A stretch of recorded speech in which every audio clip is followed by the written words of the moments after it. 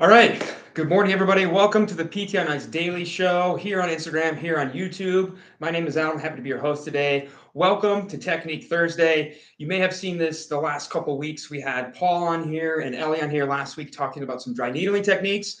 We're happy to bring techniques back. They used to be on Tuesdays, but now they're on Thursdays. So the goal of Technique Thursday is to show you some sort of manual therapy technique, maybe a variation you've never seen before, and likewise to maybe show you some tips and tricks with a certain exercise. The goal being something hands-on that maybe you could use in the clinic later today with one of your patients. So if you're joining us on the podcast and you're just listening to my voice, you're not going to get a lot out of this episode. So go on over to the ICE YouTube channel and find this episode so that you can watch the video.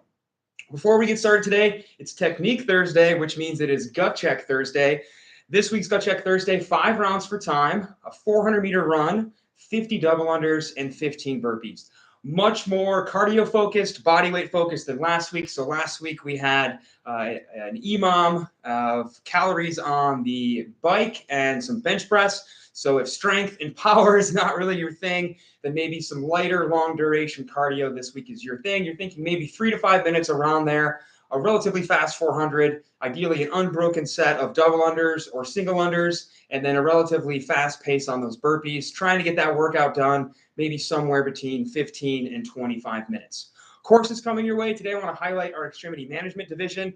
The last 3 courses coming your way this year are coming up in November and December. So the weekend of November 11th and 12th, we're going to have Mark Gallant, aka Mark Gallant, aka Mark Lands. He'll be down in Woodstock, Georgia, the weekend of November 11th and 12th.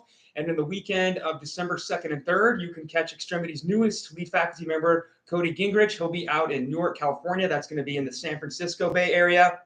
And then Lindsay Huey, the very next weekend, the weekend of December 9th and 10th, she will be out in Fort Collins, Colorado for the very last extremity management course of the year. So if you're looking to catch that course, check one of those 3 courses coming your way in November and December.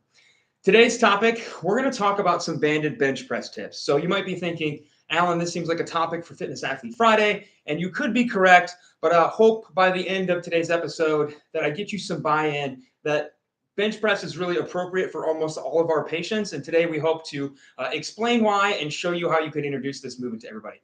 So when we think about bench press, we mainly think people who are already active, who are in the gym, either bench pressing recreationally because they like to have a big puffed up chest, maybe they're doing it competitively, maybe they're a power lifter or a strongman type athlete, and bench press is one of their events. And bench press does show up occasionally in CrossFit, so we do, not as often as power lifters or strongmen, we do bench press in CrossFit as well. What's really cool about bench press is it's one of the 4 primary movement patterns of our upper body. If we think about our shoulder and chest complex, our upper body in general, what movement patterns can it fundamentally do? It can move things vertically. We can vertically pull, right? That's our pull-ups, our muscle-ups, our toes to bar. That's getting out of the pool functionally, jumping over a fence or something like that, some sort of vertical pulling pattern. We can press things overhead as well. That's our strict press, our push jerk, the turnover of a snatch, things like that, moving weight overhead in a vertical pressing pattern. But then probably the more neglected patterns across fitness, recreational, or competitive is horizontal movements. We have our horizontal pulling, things like bent over rows. And finally, we have our horizontal pressing, things like bench press, but also more functional movements like push-ups and burpees, right? Getting off the ground. So we like to use bench press here a lot with our older adults. It's a great way to load the shoulder complex, especially somebody with a painful or stiff shoulder that maybe can't even begin to initiate vertical pressing, maybe not even prone with body weight on the table, maybe not even in a landmine press. They have a really hard time due to stiffness, due to pain, whatever, even lifting any sort of weight vertically overhead. We know there's some carryover from horizontal pressing to vertical pressing. We're working primarily the pecs with a bench press, but we are getting some delt as well. And we're able to lift in a horizontal press pattern to maybe 115 degrees. So this is a great way to reintroduce load to the shoulder complex, even if we can't vertically press. Now today, I want to show you some ways to make the bench press easier for folks, whether strength is limiting them, range of motion is limiting them, or pain is limiting them. So we're going to show you 2 techniques to make the bench press easier, and then we're going to show you a technique to make the bench press harder. So the easiest way to offload a bench press is a banded bench press like I have set up here in the rig. So I have two bands half hitched over the pull-up bar, the upright of the squat rack, onto the bench press in the center of the barbell so that I can still grab whatever grip width I want. And now the bands are offloading that barbell for me. If I have pain, maybe above a certain percentage, I'm already bench pressing in the gym. This can make bench press feel a little bit lighter so that it's more comfortable and tolerable, and I can still get into the gym. And maybe I can't bench at 75 or 80 or 90% of my max like my training has me doing, but I can go in the gym at 60% with some bands on the bar, and maybe I can move some weight at 60%. So at the very least, I'm maintaining or maybe a little bit incrementally increasing my strength as we calm pain down and build tissue resiliency back up. So pretty simple, half hitch the bands, put them over the barbell, lay back down in your normal bench press pattern, and then what you're going to feel is with no plates on the bar, you're going to feel almost like you have to pull the bench press down, and then the bands, if you have no weight on the bar, are really going to pull the bench back up for you. So you're able to really move through the movement pattern efficiently. So this can be great to train the bench press as well. And now we can put plates on there. What's great about this is we can get plates on the bar for maybe somebody who just the empty bar is challenging.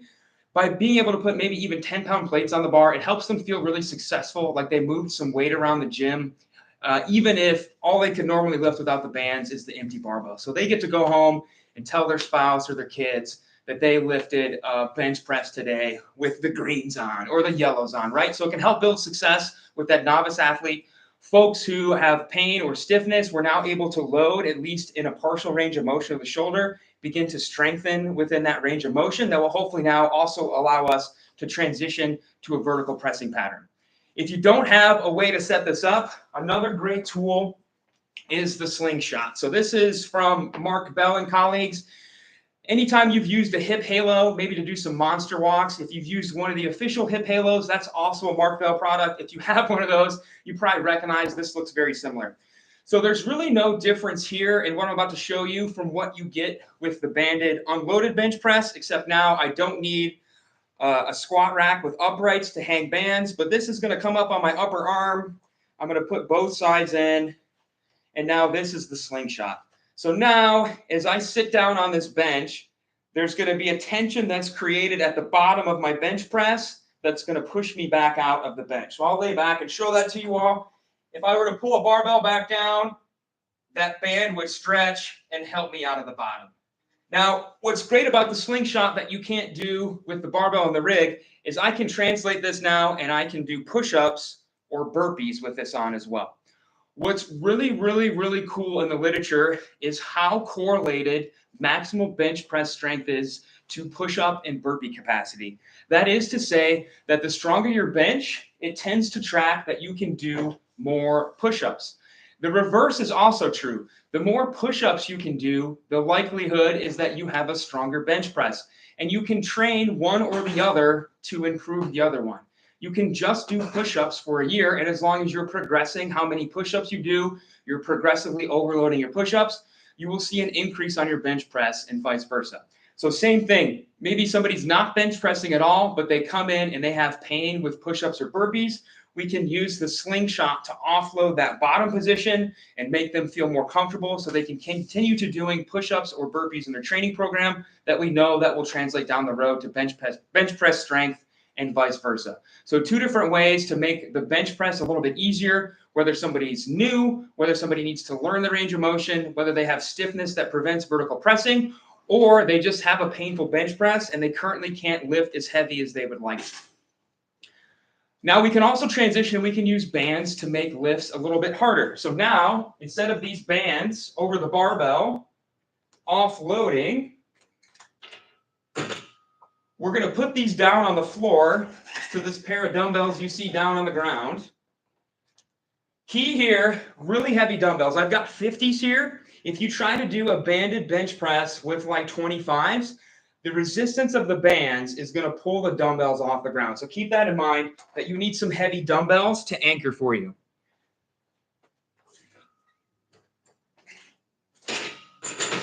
Setting these up, Don't overthink it. Loop it halfway through, underneath the handle of the dumbbell, and then loop it up and over the barbell, right?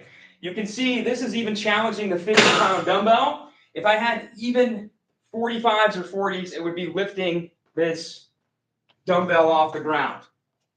Same thing on this side. Half loop on each side, up and over the inside. There we go. So now the resistance is going to be coming out of the bottom. Because it's an elastic band, it's going to give us the least tension in the bottom, and it's going to give us increasing tension as we drive out of that bench press. Now, there's some criticism of this, of the weakest point of the bench press is the bottom. So why am I doing a training method that makes the weakest part the easiest part to train with a banded bench press? The answer is that when I have accommodating resistance out of that bench press, I need to activate more and more and more and more and more muscle fibers to drive out of that bottom. So yes, it will never improve the dead stop where the bar is touching my chest at the bottom. The only way to train that is to go through full range of motion bench press more often. But the benefit I'm going to get is I'm going to activate more muscle fibers, which in the future is going to translate to being able to recruit those more easily when I bench press in the future. And also, I have to continually increase my velocity out of the bottom of the bench press to overcome the steadily increasing resistance from the band. That band is going to get tighter, tighter, tighter, tighter as I get out of the bottom. I'm going to have to continually increase my velocity out of the bottom, or I'm not going to be able to go anywhere. That's really helpful for anybody that's maybe stuck at a certain weight at their bench press. Of they can go to the bottom and they can drive out, but it's really slow and grindy, and maybe they're stuck at a weight like 315 and they've said, hey, I haven't added weight to my bench press in a year. This can be a great way to break some plateaus. It can also just be a way to overload the bench press. If my max bench press is 315, I can put 275 on here. Yes, the bottom is going to feel easier, but as I drive out, it's going to feel as hard as 315 maybe coming up, and now I can get more volume in a way that my speed is maintained. That's going to translate into having an overall stronger bench press down the road. So pretty simple. Bands on the barbell, unrack it. A lot of tension at the top, right? This is super tough even with no weight. As I come down, easier, easier, easier, and now I really have to focus on increasing speed continually to get out of the bottom of the bench press. And even with an empty barbell, that would be pretty difficult for maybe even a set of 5. So don't knock it till you try it. There's a lot of criticism about bands and chains. Obviously, the most important thing is the weight on the barbell over time, but this can be a great way to just change up variance in your bench press, to break through a plateau, and even to overload your bench press, to be able to lift a weight. Maybe you use a bench block, you come down to maybe 80% of the range of motion and drive out, and now you're working at a weight that's maybe heavier than your 1 rep max bench press. Again, the goal, recruit more muscle fibers and kind of overload that bench press pattern. So banded bench press, why? Folks who maybe have a lack of range of motion or lack of strength overall in the chest and shoulder complex, who maybe not right now are able to show you any sort of vertical pressing pattern.